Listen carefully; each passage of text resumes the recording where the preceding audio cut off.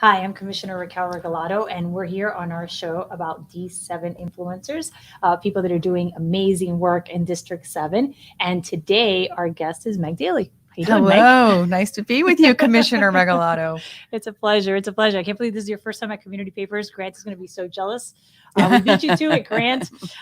We actually had Frankie Reese on the show last time, and we were talking about Ludlam Trail, and then we segued into the connector for the Underline. So we wanted to have you on today talking about the Underline phase 1, phase 2, and potentially phase 3. And for those of you who live under a rock or have not driven down US 1 and you haven't seen the construction, the Underline is a 10-mile linear park under the Metro Rail. Yes. That, we've talked about in the past, I think is transformative for a million reasons. But one of my favorite things about it is that it really is unifying areas that were divided by that highway. Like I remember before that highway was there, how Miami was. Yep. And the idea is to kind of bring people together. So we have to start a little bit with asking you about how you came up with the idea of the Underline. So what made you look at the Metro Rail and say, like, I want to put a park there? It was an accident. Really was. All Sometimes, the best ideas happen by accident. Yeah. Best recipes too. I had a bike accident about 9 years ago and broke both of my arms, which can be very humbling for an A-type personality who likes to do everything for herself. I had to be driven everywhere. I had to be fed. I had to get dressed by people. And after about 2 months of healing, I realized I could get to my physical therapy at 22nd and US 1, taking the Metro Rail from my house in Coral Gables. And I got off and walked below Metro Rail to get really down, sort of walked that additional half mile from the Coconut Grove station. Right. It was July, it was hot, but it was also shady and underneath the train tracks. And I was like, wow. Like, who has been paying attention? There's so much land here. Why aren't we doing something special with it? That's awesome. And that was sort of the big idea. And then the next question was, how do you do it? Right. Because it's for years, it was just kind of like dead space. So I live off 27th Avenue on 27th Street, and I actually, walk to work like on the other side of 22nd. So I know that whole like little walk. And it has wonderful trees, but there's like nothing there. I mean, now now we're moving towards something there, but you have graffiti on the side, right? And fences. And then there's this like path, which some people use, some people don't even know it's there. And then it abuts this like highway that is constantly moving. And there's been a lot of safety concerns about that. So how did you take it from like idea to plan? Well, the first person I talked to was my dad. You knew Parker Thompson. Yes. And I said, Dad, I have this crazy idea. And I told him the idea, let's repurpose all this, sort of blighted dead land below Metro Rail. And he said, oh, that's not a crazy idea. That's a great idea. And so it's always good to start with affirmation, right? Your dad was amazing. And he was pretty amazing. And with all his work in the Performing Arts Center and saving the Biltmore years and years ago and work for persons. This was easy. He was like, this is like snap. We can get it done. This is so much easier, Meg. Thanks. And well, the Performing Arts Center was, 23 years in the making. And sometimes time works against great ideas, right? Because things change and we have to re-educate a whole new group of people. I mean, decision makers change and all that. It's exhausting. Yeah, it's exhausting. So we're just like, we had an agreement and now like, here we go. But you just understood us and you're leaving. And he was really helpful. He said, we have to figure out who owns the land. And then we have to really work on defining the vision, because you have the idea, but a lot of people say, that's a great idea. How do you get it done? So the first place we went was the Department of Transportation for Miami-Dade County. At the time, Isela Yort was department director. And she said, that's a great idea. You should go do that. So that sounds like my childhood. Yeah. Go do that. Hey, was that a good meeting or not? But you didn't say no. But didn't say no. Right. And of course she's thinking of all the things that are hard about what we're asking to do. Well, and as an attorney, I'm sure there were a bunch of attorneys that weighed in on how activation was probably not the best idea. And liability and all that kind of fun stuff. And but then I think that there's so many great projects before the Underline. that have told us the more you activate spaces, the safer they are. And so we really looked at what problem are we trying to solve?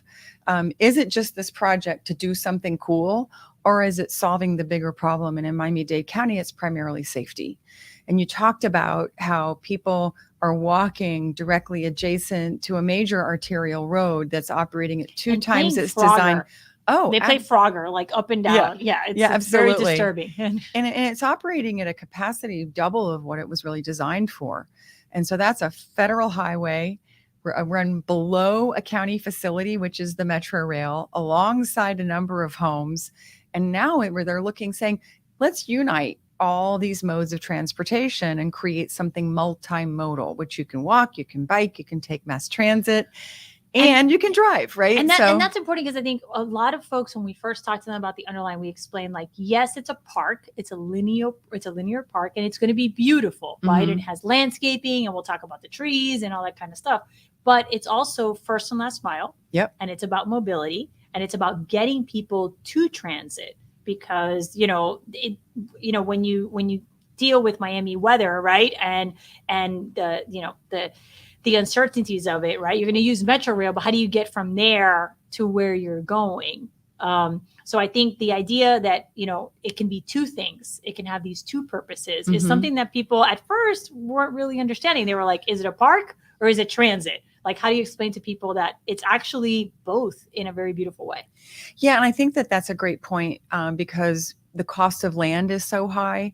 We need to do more with the public assets, right? So you have this incredible asset in the shape of this land below Metro Rail, and how do you have an opportunity to turn it into something magnificent? And that's the big idea. And it solves these problems of, Miami-Dade County, just like the state of Florida, is one of the most dangerous places to walk and bike in the country. Vision Zero, our mayor's trying to deploy that, reduce those pedestrian fatalities, but you have to make safer infrastructure. And then there are people like, nobody will ever bike here. And I'm like, well, they probably would if they felt like they were safe. Right, exactly. And we had proof of that during COVID, when people weren't driving as much, they were staying home with their families. And Max Cycle, just around the corner, couldn't keep a bike on the shelf. Neither could any. I got a bike during COVID. Yeah. I think everybody got a bike during COVID. Absolutely. Everybody got a bike, and, and they said, I want to learn how to bike, and it feels safe enough to do it. So I think we had, with all the things that were horrible about COVID, it did affirm that it's safer to be outdoors than indoors. And if you feel safe, you will bike and you will walk in Miami. So I think we have a great opportunity to change the way we move. Yeah. And I know you have, incredible children. You've done so much with the schools. And I remember when I used to bike to school as a kid. That was a thing. A generation later, we live half a mile from Sunset Elementary. My kids say, I want to bike to school. And I'm like, no way. It's dangerous. It's right. These drivers. It's Right. really not so much the drivers. It's really the infrastructure that doesn't allow. Like, it's really not planned for protected bike lanes, all the things you talked about with Ludlam, Yep. the safest conditions off-road. So safety first. And then we've done great polling. Like, what do people care about? Why are we doing this? They want to connect with each other. That's the first thing you started with. People want to be together. And on the Underline, 60% of the people there find someone new as a friend. Right. So we do all these. It's a great opportunity to build community, Exactly. right? And I think we saw that during the pandemic too. People went outside. They finally met their neighbors. Mhm. You and I both grew up in Miami of the 70s, right? Where everybody knew their neighbor. Everybody left their door open. It was a different thing. I always tell people that I learned to ride my bike and roller skate on Brickell, because I live in the Rhodes area, and Brickell was the safe street. I kid you not. I tell people this and they're like, what? I'm like, yes. When I was a child, there were 4 buildings on Brickell, Yeah. and that's where it was safe to ride your bike, because Coral Way actually had a lot of traffic compared, to Brickell. But we spent the greater part of our childhood, riding around, and playing with friends on the street. I mean, that was a very normal kind of growing up, Miami thing, which disappeared for a bunch of different reasons. And it's great to see that there's now a new generation. We have Bike Safe and a bunch of initiatives, trying to get kids outside, riding their bikes, walking and really, engaging in this beautiful environment we have. Okay, so the child obesity yes, rates, yeah. the health conditions are really in a generation, Yeah. because we just moved all the time because we had to go somewhere. And let's hop on your bike, walk there. You're on your own. Well, my older brother, always complains that his house is a mess, and I always remind him that we were never at home. He's like, you're back too soon. I mean, we were like there for like dinner at 7. We like took a shower, we went to bed. I was like, do you remember that we did not hang out like inside our house? I mean, that's why it was always so neat. So back to the story. Gisela tells you, go do that. So what do you do? Well, we did. We said, her good instruction was go figure it out. And so we also started working with the Parks Department at the county, and primarily with Maria Nardi. And she said, you really need this thing called a master plan. So I use this language like I know what I'm talking about, but I'm an English major. I'm a marketer. I'm not an urban planner, an architect, or I don't really have the skills you weren't to an do urban. the, You weren't I an wasn't urban an planner. I think you're now. Yeah, I think you're an urban planner now. I think a lot of things are learnable, but Yes. I will not operate on anyone. So I'm not going to try to be a doctor.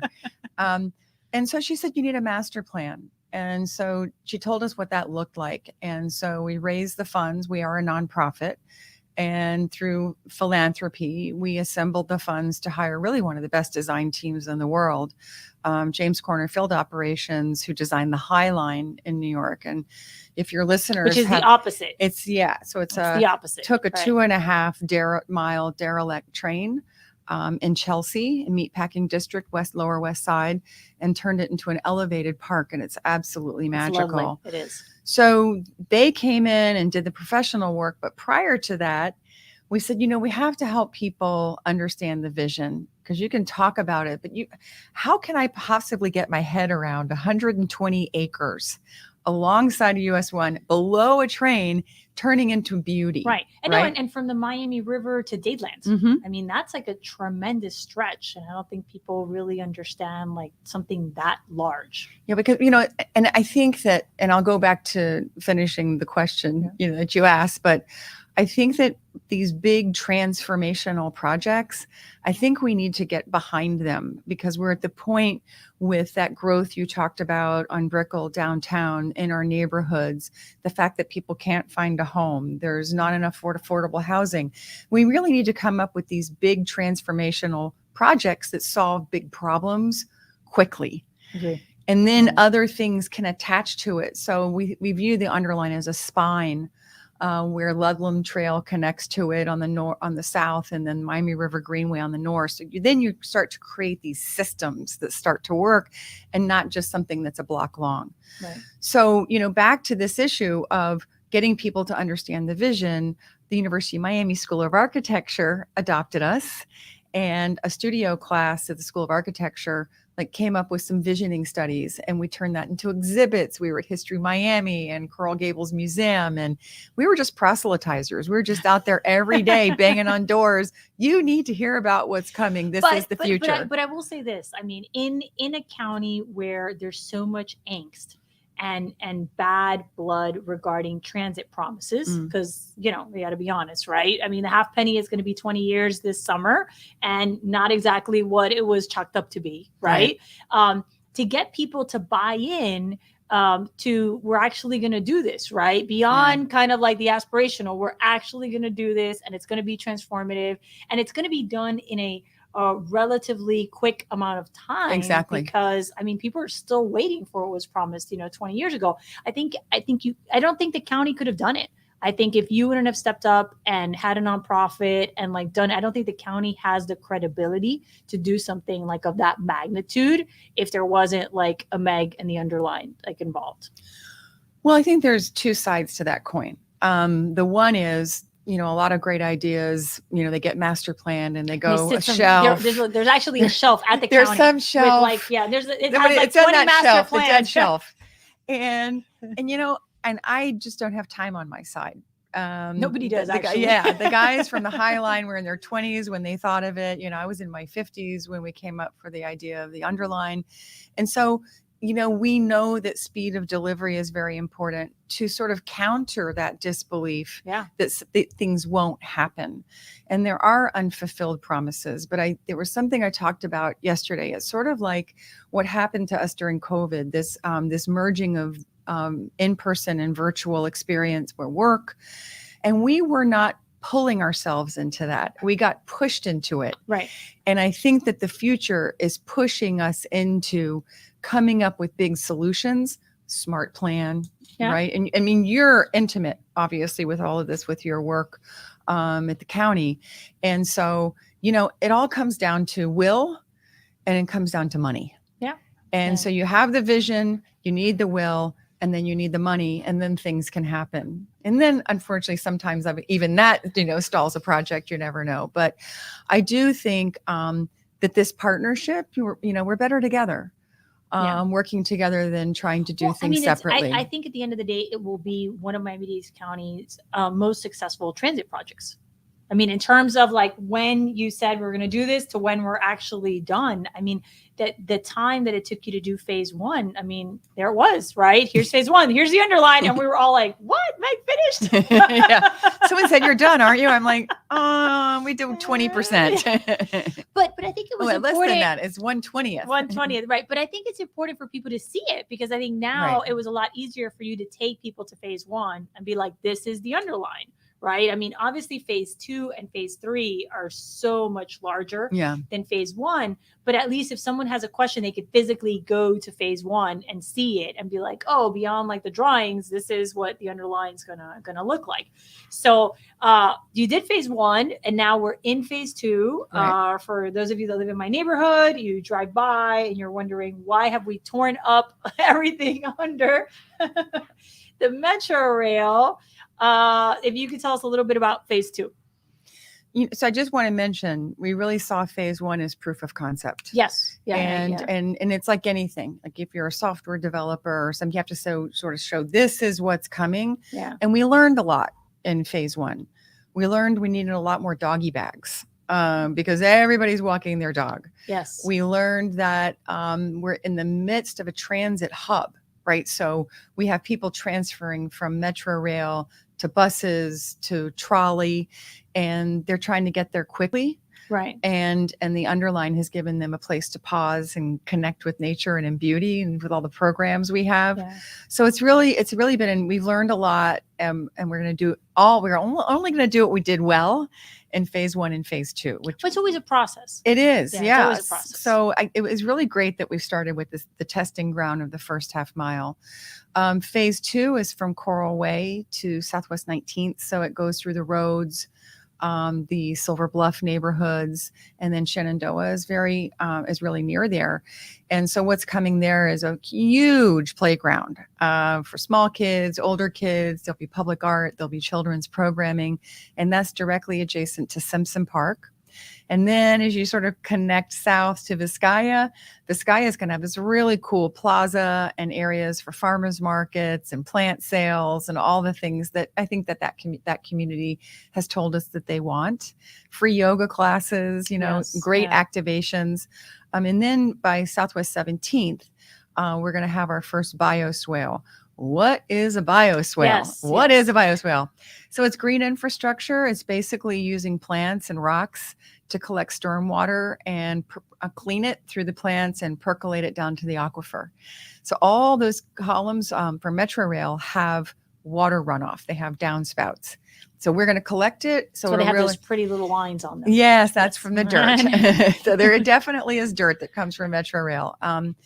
And, so we're going to have a string of, particularly in phase 3, which is also your district, a long string of those bioswales for stormwater remediation. Which is so necessary and so much better than pumps, right? Because folks, we've said this a million times, pumps are not good. They're not your friend. I know that everyone thinks that's like the easiest solution, but it actually does a lot of damage. There are other ways to use green infrastructure. And great expense. Yes. So, use nature to help you.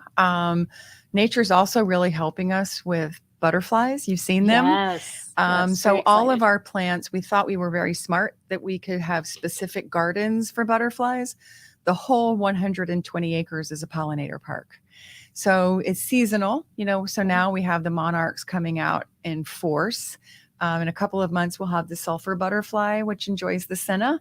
And then the atala, which is endangered, loves the kunti plant. Everyone at Durham is very excited. Oh, good. Yes. We have a few butterfly lovers. I actually brought an item so that we would join like the butterfly challenge. Mhm. And of course they were like, yes, we're doing that. Here's the underline. I was like, that doesn't count.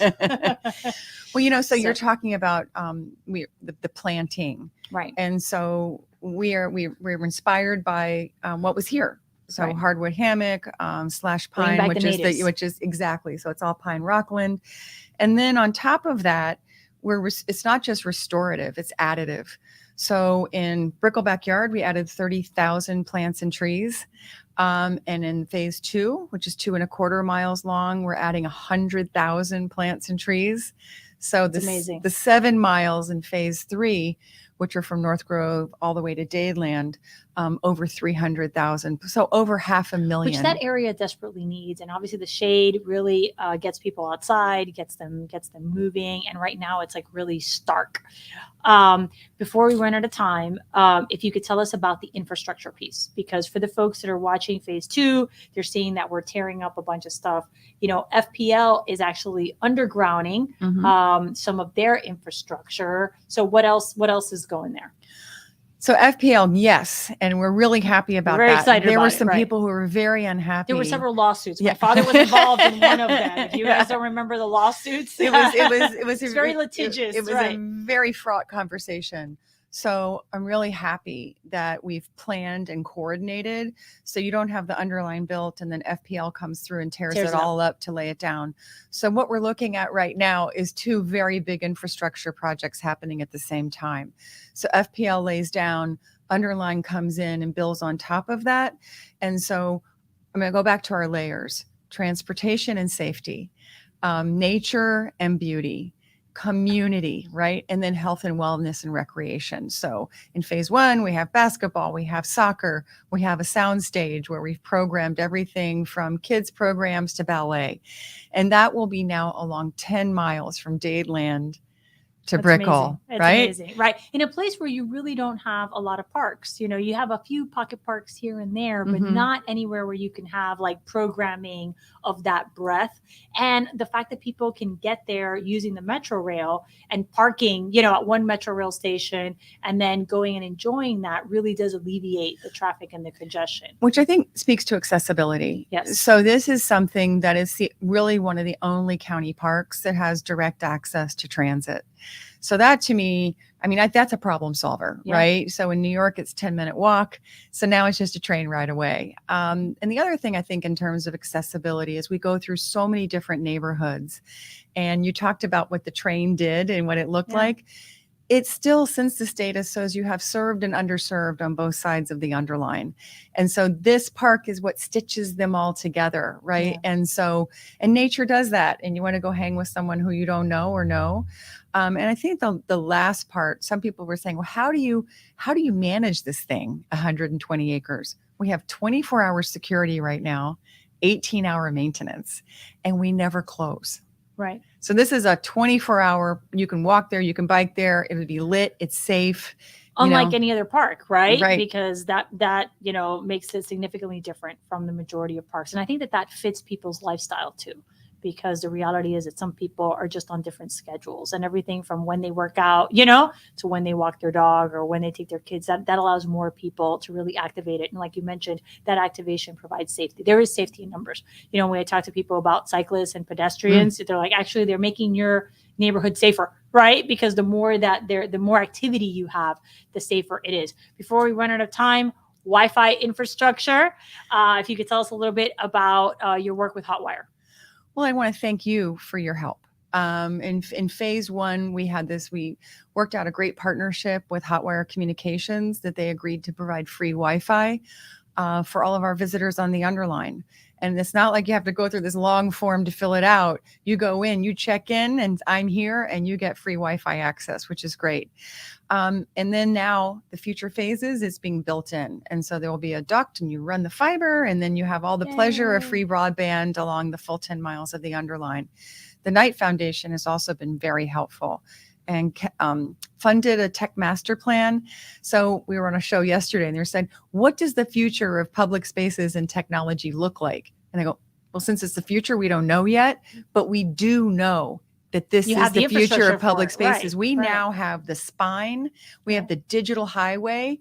So everything we put on top of that, you can have, long form curriculum. You can learn about the history of Miami and place. You can talk about the plans. You can say what, so that's the cool thing about technology. It's invisible, but it's so accessible. Right. And the fact that you're putting in that infrastructure now, because again, I mean, these things, if they don't get done in the planning phase and then in the construction, they never get done. It's always like one thing that we'll eventually get to, and then we never eventually get to it because there's always like something else. And you can't retrofit it. It's way too expensive. So we're very fortunate that we sort of got in at that time that people are thinking of the possibility of the convergence of public spaces and technology. I will tell you, the world is watching The Underline. We gave a tour of the park to the mayor of Montreal last week. We had an international write-up in Travel and Leisure Worldwide in the past month. We have people coming to us across the country from the world, from Amsterdam to do master classes and how to do this stuff. And I'm like, it was just an idea. But well executed. But it's because we created a movement. And the reason we created a movement is there's a pent up demand to live this lifestyle in our cities. And I think people who've lived here want it. People coming here want it. And I just want to say thank you for believing in us and always being there, when I need your help again. But I live live in the district. Yes. And so that's why you're here. Yeah. But listen, you've done amazing work. Your dedication, it couldn't have happened without you. This is really such an amazing transformative project. And it's no surprise that it's going to be the gold standard, right, for these types of projects. And listen, we live in Miami-Dade County because we want to be outside and we want to do these things, right? And the question is where to do it. And I think this now provides a place for every resident. I mean, obviously it's going to be highly used by people who live in District 7. We're super excited to have phase 2 and phase 3, but I think it really is going to draw people from all over Miami-Dade County and tourists who want to see, like, how do you do a linear park of this magnitude with this much programming, with this much infrastructure, right? Right. So it really is wonderful. We should probably just touch on digital access is really an equitable solution. And so the beauty of this is it's not hotspots, right? So only certain neighborhoods have access to this free Wi-Fi. And we do have a digital divide here throughout the country. And so if we can be part of that solution, just that one healing moment, that'll make me really happy. I was a school board member and we had students that would sit outside the parking lots of Wendy's and McDonald's, using their low grade Wi-Fi, and yes, you can get cards now because we partnered with like Comcast. But the reality is that there's a series of logistical issues, there that some parents and some kids don't necessarily understand. The fact that you can go to a public space and access Wi-Fi on your phone is amazing. That just opens the door to so many different things for everyone in Miami-Dade County. And I think everyone's really excited about, that piece as we're talking about, tech. One thing is to talk about tech and another thing is to actually effectuate, something that will benefit everyone and provide access. The Underline is amazing. For those of you watching, if you live under a rock and you haven't, figured out what we're doing. If you can tell everyone where they can learn more, how they can help, there's so many people that want to know kind of like what comes next. Obviously phase 3 is coming before the county commission and we're working on that. And everyone is very, very excited about phase 2, but there's people who could go if they haven't tried it out and try out phase 1 and see what they think of the space. I highly recommend the Legos. So where can they find more information? Our website is theunderline.org, and that has all of our free events. And you talked about the Legos. The Legos are fabulous. Family Day. We actually have a program tomorrow night. It's with O Miami and with Bookleggers. Yes, it's a program about a Harlem Renaissance poet. So it's a multimedia performance. So we have a lot of culture, kids, something for everyone. Soon, knock on wood, we'll be starting our free yoga, which I'm very excited about, 2 times a week. So theunderline.org, volunteers are our currency. We love volunteers, and we've gotten really good at giving them meaningful ways to be involved in the project. So when you register at theunderline.org, join, it's free. Check off that box that you want to volunteer, because we will get in touch with you and put you to work. Wonderful, wonderful. Well, we're so glad you broke your arms. Someone says break something else, we can solve another world problem. I don't know. I don't know if I'm ready for that. Sea level rise. That's another one. One thing at a time. We'll do climate with a broken leg. Yes. Yeah. One thing at a time. Maybe like twist your ankle. You know? It's got to be at least crutches. But thank you, Meg. Thank you for all your wonderful work. It's wonderful to have you here. Meg Daly, one of the amazing people that live in D7. Thank you for joining us.